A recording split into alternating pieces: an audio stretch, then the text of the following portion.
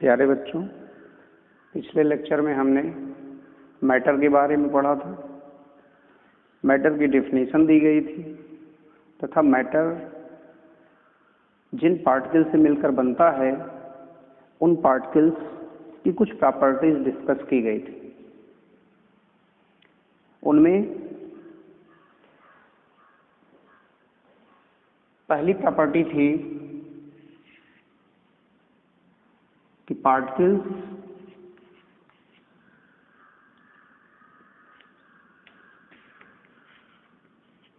Move continuously.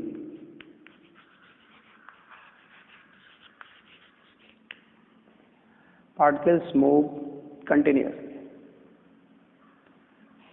Second property थी there are space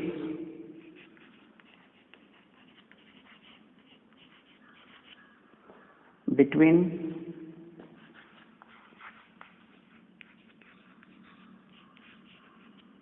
the particles.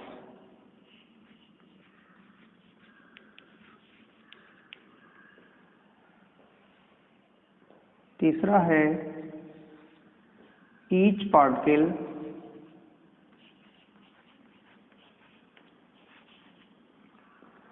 attracts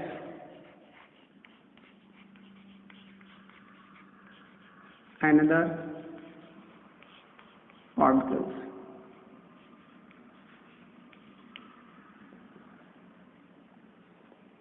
अर्थात प्रत्येक कण, किसी पदार्थ का प्रत्येक कण लगातार गतिशील अवस्था में रहता है, हमेशा गतिमान रहता है।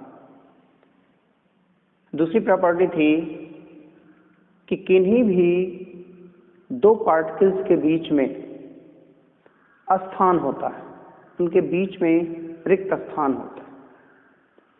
और तीसरी इसकी प्रॉपर्टी थी कि each particle attracts another particle. प्रत्येक कण दूसरे कणों को अपनी ओर आकर्षित करता है। इन प्रॉपर्टीज को हमने आपको डिस्कस करने के लिए कहा था। तो पहली प्रॉपर्टी का थोड़ा सा डिस्कशन हुआ था कि कैसे हम शो करेंगे कि पार्टिकल्स मूव करते हैं कंटिन्यूअसली, लेकिन इसकी कोई एक्टिविटी हमने क्लास में नहीं कराई थी। तो आज हम एक छोटी सी एक्टिविटी आपके सामने रखते हैं कि एक अगर हम बीकर ले लें और बीकर में पानी भर लें। इसमें मैंने पानी लिया हुआ है और एक हम पोटेशियम परमैंगनेट ले लें सॉलिड। इसको एक पुड़िया बना लें इसकी, और इस पुड़िया को बना करके हम इस पानी के अंदर डालेंगे। तो इस पानी के अंदर डालेंगे तो देखेंगे कि क्या हो रहा है। ये है। अब हम इसको बिना हिलाए इसमें यह पोटेशियम परमैंगनेट का जो सॉलिड रूप है उसको डाल दिया। अब धीरे धीरे हमको देखना है कि यहाँ पे कौन सी एक्टिविटी हो रही है, क्या परिवर्तन कुछ आएगा कि नहीं आएगा। तो हम इसको थोड़ी देर के लिए ऐसे ही शांत रख देते हैं और अपना लेक्चर आगे बढ़ाते हैं। अभी थोड़ी देर बाद हम इसको देखेंगे कि इसमें क्या परिवर्तन आया। अभी आप देख रहे होंगे कि जो मैंने टुकड़ा डाला था उसका कोई विशेष इफेक्ट नहीं पड़ा, लेकिन धीरे धीरे आप में इसमें परिवर्तन दिखेगा। तो हम इसको अभी रख देते हैं। दूसरा इसमें है कि there are space between the particles. Particles के बीच में स्पेस होता है। पार्टिकल्स के बीच में स्पेस होता है, इसका क्या मतलब है? इसे हम कैसे प्रूव कर पाएंगे? तो आइए हम देखते हैं। हमने एक बीकर लिया है और आप इसमें देख रहे होंगे कि हमने 200 ml जहां पे साइन दिया गया है, यहां तक इसमें ये कंक्रीट भर रखी है। ये कंक्रीट है, देख रहे हैं आप, ये कंक्रीट भर रखी है। इसकी जो हाइट है, इसको हम वेल सेटल्ड कर दें। क्या इसमें 200 ml तक और भी कोई चीज डाली जा सकती है? तो हम देखते हैं कि हाँ, डाली जा सकती है। आपको दिख रहा होगा कि निश्चित तौर पे अब तो ये भर गया, 200 ml तक इसमें और कुछ नहीं आएगा। 200 ml का जो फिगर है यहाँ पे 200 ml, इसमें हम देखते हैं कि कुछ और पदार्थ आ सकते हैं कि नहीं आ सकते। इसमें देखिए मैंने 200 ml ही ले रखा है सैंड। सैंड को हम इसमें धीरे धीरे डालेंगे। इसमें डाल रहा हूं मैं और इसको हिलाते जाएं। इसको हम हिलाते जा रहे हैं। इसमें हम और सैंड डाल रहे हैं, हिलाते जा रहे हैं।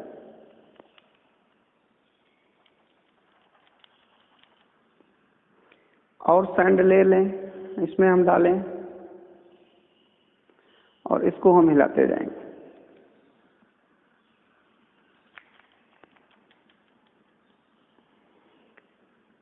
और सैंड हम इसमें ले रहे हैं, हम इसको हिलाते जाएं।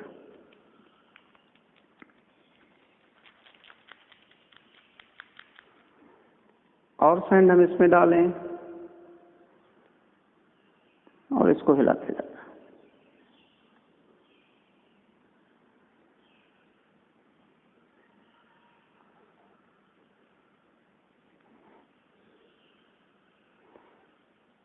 इसमें अब आप देख रहे होंगे कि हमने 200 ml लिया हुआ था और यह अब भी 200 ml तक ही है।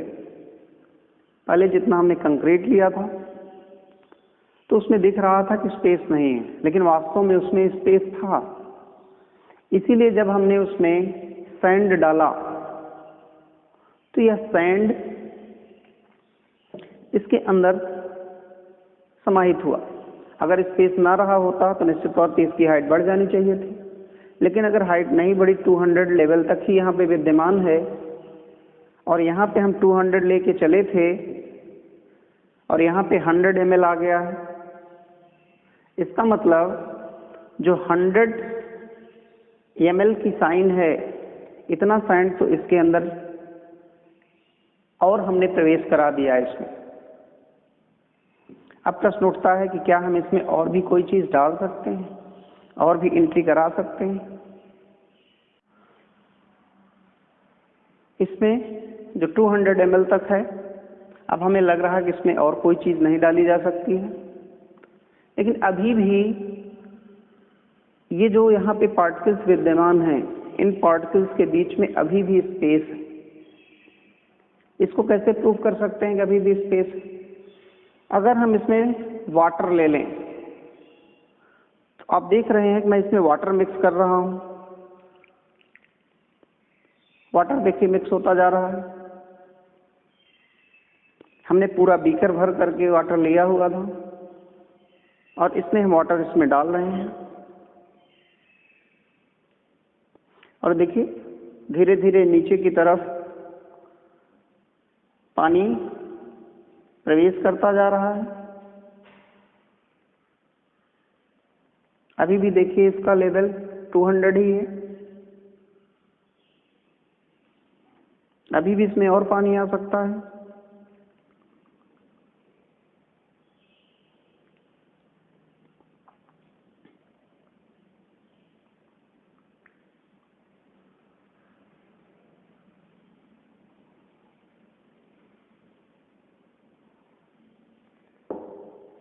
यहाँ दिख रहा होगा, इसमें हमने लगभग 1/4 बीकर पानी भी प्रवेश करा दिया। उसके बाद भी इसका जो लेवल है वह 200 ml के साइन तक ही मेंटेन। क्या निष्कर्ष निकला इससे? पहले हमने इसमें कंक्रीट रखी हुई थी, कंक्रीट के कणों के बीच में स्पेस था। जब इसमें हमने सैंड डाल दिया तो कंक्रीट के स्पेस जो पार्टिकल्स थे उन कंक्रीट्स के बीच में जो स्पेस था उसको सैंड ने भर लिया, बालू ने भर लिया।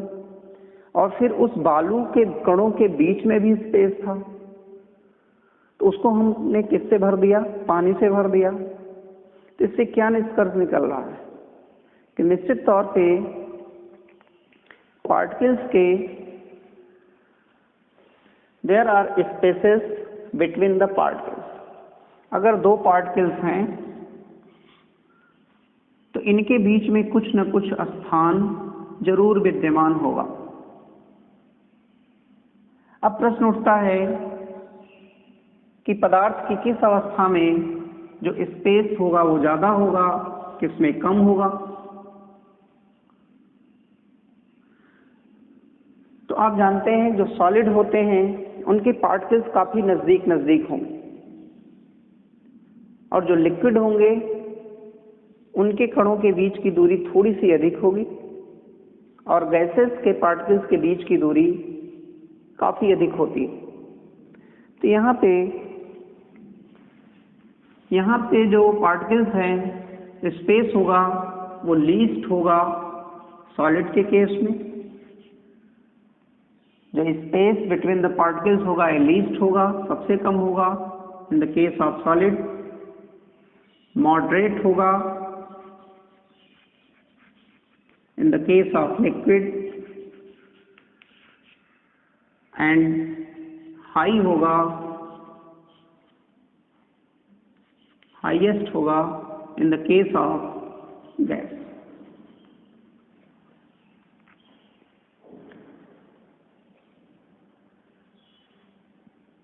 तो there are space between the particles, और पार्टिकल्स में के बीच का जो स्पेस है वो सॉलिड में सबसे कम, लिक्विड में मध्यम होता है, तथा गैसियस फेस में सबसे ज्यादा स्पेसेस रहेंगे, यानी उनके कण दूर दूर रहेंगे।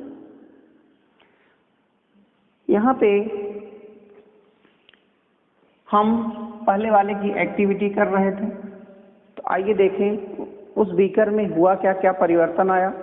हमने उस बीकर को जैसे था वैसे रख दिया है। अब उठा के देख रहे हैं तो उसमें मैंने डाला क्या था? शुद्ध पानी था। अब पानी में हमने छोटा सा टुकड़ा पोटेशियम परमैंगनेट का डाल रखा था। धीरे धीरे पोटेशियम परमैंगनेट घुल करके पूरे बीकर में फैल गया है। तो ये पूरे बीकर में पार्टिकल पहुंचा कैसे? तो निश्चित तौर पे पार्टिकल्स बॉटम से लेकर के टॉप तक कैसे पहुंचा होगा? तो यह सिद्ध करता है कि पार्टिकल्स के बीच जो पार्टिकल्स हैं मूव कंटिन्यूअसली, यानी जो कण होंगे, पदार्थ में विद्यमान कण होंगे, वो लगातार मूवमेंट में रहते हैं। तभी वह बीकर के निचले हिस्से से निकल करके कहाँ पहुंचा होगा? टॉप तक पहुंचा है। अगर उस कण में मूवमेंट न रहा होता, गति न रही होती, तो निश्चित तौर पे वह बॉटम में ही पड़ा हुआ हो। नेक्स्ट आपका है each particles attract another particle. किसी पदार्थ का अगर हम एक पार्टिकल ले लें तो दूसरे पदार्थ को अपनी ओर अट्रैक्ट करता है। इसको हम कैसे प्रूव करेंगे? अगर हम एक नल ले लें,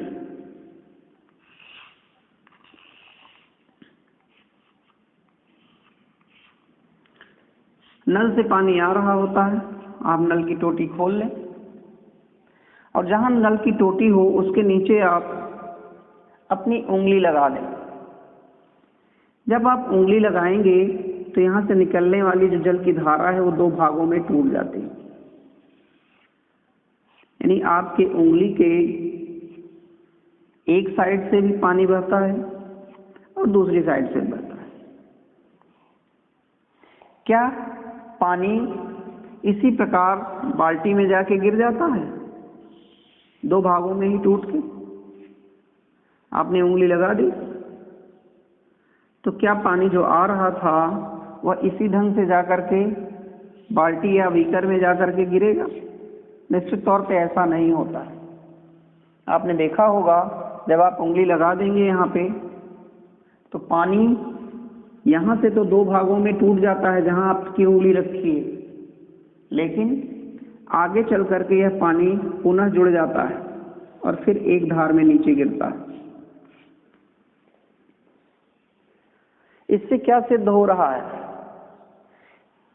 जो पानी की धारा दो भागों में बंट गई थी, इसमें भी पानी के पार्टिकल्स थे और इसमें भी पानी के पार्टिकल्स थे। जो दोनों पार्टिकल्स हैं नीचे आने के बाद जुड़ रहे हैं तो निश्चित तौर पे हम कहेंगे कि वो दोनों एक दूसरे को आकर्षित कर रहे हैं। एक दूसरे को आकर्षित करने का मतलब है कि इन पार्टिकल्स के बीच में अट्रैक्शन है। The particles attracts another particle. किसी पदार्थ का एक पार्टिकल उसी पदार्थ के दूसरे पार्टिकल को अट्रैक्ट कर रहा है। वास्तव में उसी पदार्थ के नहीं, एक पार्टिकल किसी भी दूसरे पार्टिकल को अट्रैक्ट करता है। ये ग्रेविटेशनल फोर्स जब हम पढ़ेंगे, ग्रेविटी का कंसेप्ट पढ़ेंगे, तो वहां पे हम इस चीज को देखेंगे। तो यहां से इस एक्टिविटी से यह निष्कर्ष निकलता है कि प्रत्येक पार्टिकल दूसरे पार्टिकल को अपनी ओर आकर्षित करता है। अब प्रश्न उठता है कि किस पदार्थ में, सॉलिड के केस में, लिक्विड के केस में या गैस के केस में, किस केस में अट्रैक्शन ज्यादा होगा, किस केस में अट्रैक्शन कम होगा? तो जहां पे अट्रैक्शन सबसे अधिक होगा, हाई, यहां पे यह मॉडरेट होता है, मध्यम होता है, तथा गैस के केस में यह लीस्ट होता है। तो सॉलिड के केस में जो अट्रैक्शन होगा पार्टिकल्स के बीच में वो ज़्यादा होगा। ज़्यादा अट्रैक्शन की वजह से ही आप जानते हैं कि इसके जो पार्टिकल्स हैं वो एक निश्चित शेप में बंध जाते हैं। एक निश्चित आकार इनके होने का कारण क्या है? ये फोर्स का हाई होना। लिक्विड के अंदर जो पार्टिकल्स हैं उनके बीच में जो अट्रैक्शन फोर्स होता है वो मॉडरेट होता है, मध्यम होता है।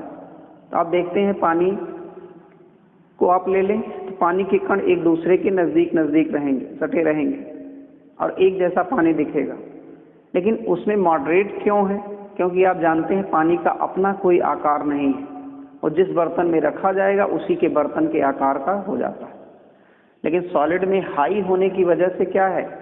वो एक निश्चित आकार धारण कर लेते हैं। ये दस्तर अगर ऐसा है तो ऐसा ही 100 साल बाद भी बना रहेगा।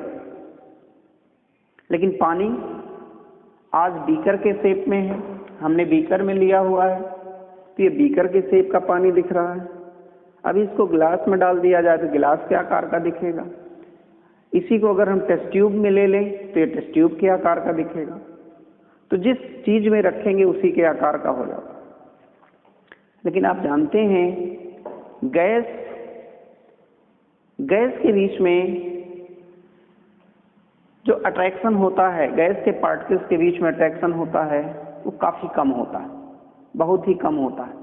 इसी वजह से गैस का ना तो वॉल्यूम निश्चित होता है और ना ही उसका शेप निश्चित होता है, न तो उसका आकार निश्चित हो पाता है और ना ही उसका आयतन निश्चित हो पाता है। तो यहाँ पे आज हमने देखा कि जो मैटर हैं उनके जो पार्टिकल्स हैं, पार्टिकल्स के बीच में जो फोर्स ऑफ अट्रैक्शन लग रहा है वह आप इस जल वाली प्रक्रिया से प्रूव कर सकते हैं। एक दूसरा तरीका भी प्रूव करने का है। अगर हम एक नेल ले लें, आप जानते हैं नेल माने कील, और इस पर आप हैमर से, हथौड़े से, हैमर से इसको पीटे तो क्या कील टूट के अलग हो जाती है? कील टूट के अलग नहीं होती है। ऐसा क्यों है? क्योंकि इस ठोकर के बाद भी कील के जो कण हैं वो एक दूसरे को आकर्षित किए रहते हैं, एक दूसरे से जोड़े रहते हैं। एक आकर्षण बल काम करता है इनके बीच में, जिसकी वजह से हैमर से मारने के बाद भी कील के कण टूट के अलग नहीं होते। तो बस आज हम इतना ही रखते हैं। आज हमने देखा कि मैटर जिन पार्टिकल्स से मिलकर बना है उन पार्टिकल्स में कौन कौन सी विशेषताएं होती हैं। तो पार्टिकल्स मूव कंटिन्यूअसली, यानी पदार्थ में विद्यमान जो कण हैं वो लगातार मूवमेंट करते रहते हैं। अभी ये अलग बात है कि सॉलिड के कण आपको मूवमेंट नहीं दिखता। मैंने बताया था कि सॉलिड के कण में मूवमेंट क्यों नहीं दिखता है, क्योंकि वह वाइब्रेशनल मोशन करते हैं, वो वाइब्रेट करते हैं, अपने ही स्थान पर स्थित होकर के इस साइड में और इस साइड में कंपन करते रहते हैं। इस वजह से इनके पार्टिकल्स का मूवमेंट दिखाई नहीं देता। दूसरा हमने पढ़ा कि पार्टिकल्स के बीच में स्पेस होता है और यह स्पेस सॉलिड में सबसे कम, लिक्विड में मॉडरेट तथा गैस में सबसे ज्यादा होता है। तीसरी प्रॉपर्टी इसकी थी कि किसी भी पदार्थ का प्रत्येक पार्टिकल जो होता है वह एक दूसरे को आकर्षित करता है। तो बस आज यहीं तक। अगले लेक्चर में हम देखेंगे कि इन विशेषताओं को धारण करते हुए हम जितने भी स्टेट ऑफ मैटर्स हैं, पदार्थ की जो अवस्थाएं हैं, उनका हम डिस्कशन करेंगे तथा उनमें कौन कौन सी विशेषताएं आ जाती हैं, वो सारी चीज़ें हम नेक्स्ट वीडियो में डिस्कस करेंगे। Thank you.